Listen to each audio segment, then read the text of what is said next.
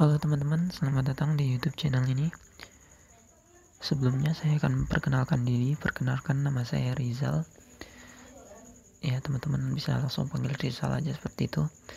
Ya, di sini saya akan menjelaskan tentang perbedaan antara framework W3 CSS, Bootstrap, dan juga Materialize. Dimana ketiganya ini memiliki ciri khasnya masing-masing ya. Sebelum masuk ke pembahasan, di sini saya akan menjelaskan apa itu CSS. CSS sendiri merupakan singkatan dari Cascading Style Sheet, di mana CSS ini merupakan sekumpulan perintah yang digunakan untuk menjelaskan atau memperindah tampilan sebuah halaman web dalam markup language, di mana markup language ini sendiri merupakan bahasa pemrograman dalam membuat web. Ya, salah satu markup language yang cukup terkenal yaitu HTML, atau bisa disebut hypertext markup language, di mana user dimungkinkan untuk menyusun bagian paragraf, heading, link atau tautan, dan block code untuk halaman web dan aplikasi. Oke teman-teman, kita langsung masuk ke W3 CSS-nya ya, dimana saya sudah membuat form login menggunakan ketiga framework, yaitu W3 CSS, Bootstrap, dan Materialize. Di sini W3 CSS ini bisa terbilang sederhana, bisa dilihat sendiri di layar. Jadi mungkin bagi teman-teman yang ingin belajar CSS ya, saya sarankan menggunakan W3 CSS ini untuk pemula, karena penggunaan W3 CSS ini benar-benar gampang ya. Dimulai dari ini ya, codingannya bisa dilihat sendiri. Nah, nantinya web kita akan berbentuk seperti ini ya, bisa dilihat.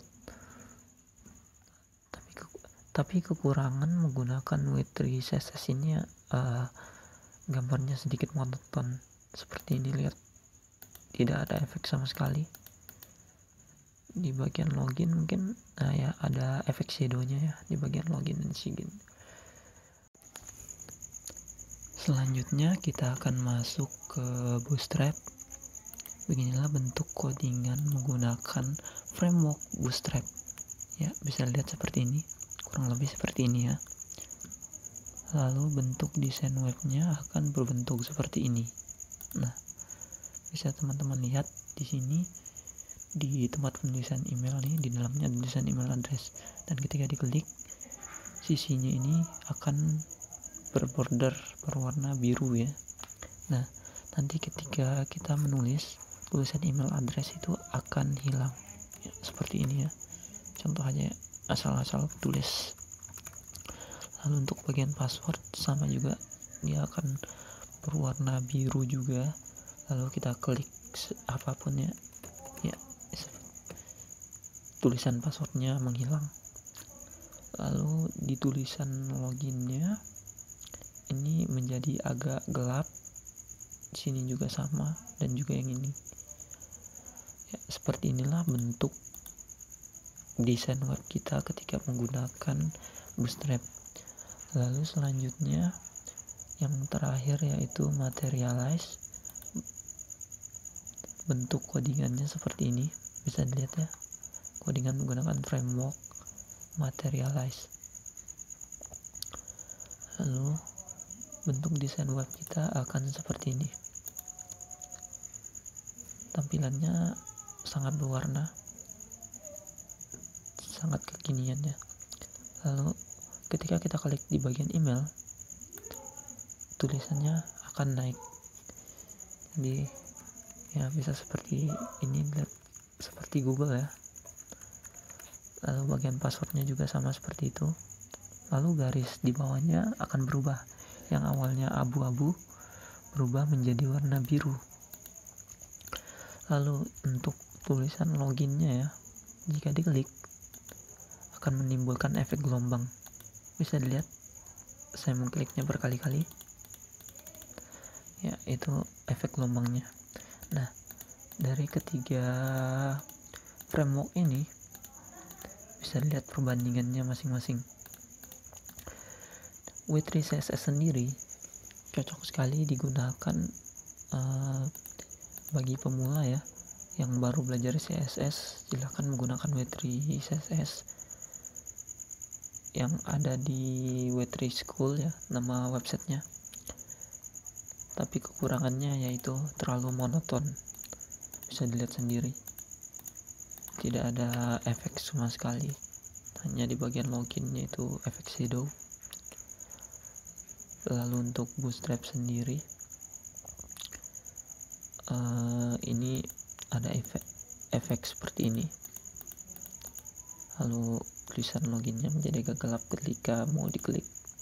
Nah, itu ketika kita mengklik tulisan login, formnya akan berbentuk berwarna merah. Itu tandanya kita disuruh untuk mengisi form tersebut. Adapun kelebihan dan kekurangan menggunakan Bootstrap bisa lihat di gambar. Yang pertama, Bootstrap memiliki tampilan yang modern ya, bisa dilihat seperti contoh form tadi. Lalu Bootstrap membuat tampilan website Anda lebih responsif. Lalu yang ketiga, Bootstrap juga membuat website Anda lebih ringan. Yang keempat, Anda bisa memperoleh semua macam warna, operasi penggunaan, dan juga berbagai macam variabel yang dibutuhkan. Lalu Bootstrap diketahui lebih lengkap. Hal ini karena ia mencakup CSS, HTML, dan juga JavaScript. Lalu yang terakhir ada dia bersifat open source. Jadi Anda tidak perlu harus mendapatkan lisensi dan bahkan bisa mengembangkan website Anda sesuai dengan kebutuhan atau keperluan Anda. Lalu kekurangan dari Bootstrap ini sendiri, yang pertama, dikarenakan terlalu fokus pada coding sehingga membuat kita kurang begitu kreatif untuk mendesain website. Lalu yang kedua itu, Bootstrap ternyata masih belum mampu untuk bisa menampilkan tampilan website yang sama di seluruh browser. Jadi hanya beberapa browser tertentu saja yang bisa ditampilkan pada website dari Bootstrap. Lalu untuk Materialize ini bisa dilihat sendiri ya, memiliki desain yang modern ya, yang membuat tampilannya menarik. Lalu selanjutnya, Bootstrap ini bisa dikatakan lebih cepat digunakan karena penggunaan kelas-kelasnya ini bisa membuat kita lebih mudah ya, lebih cepat digunakan. Lalu yang ketiga itu keuntungan menggunakan Materialize selanjutnya itu ya, dia responsif ini ya, website dapat mengikuti ukuran layar sama seperti Bootstrap tadi. Materialize ini dapat digunakan di tablet, PC, dan juga smartphone ya. Dia akan mengikuti ukuran layar smartphone, tablet, atau PC kalian. Lalu kekurangannya yaitu karena penggunaan kelasnya, kinerja HTML kadang menjadi lebih lambat ya. Mungkin hanya itu ya penjelasan saya tentang perbedaan framework W3 CSS, Bootstrap, dan Materialize. Sampai jumpa di video selanjutnya.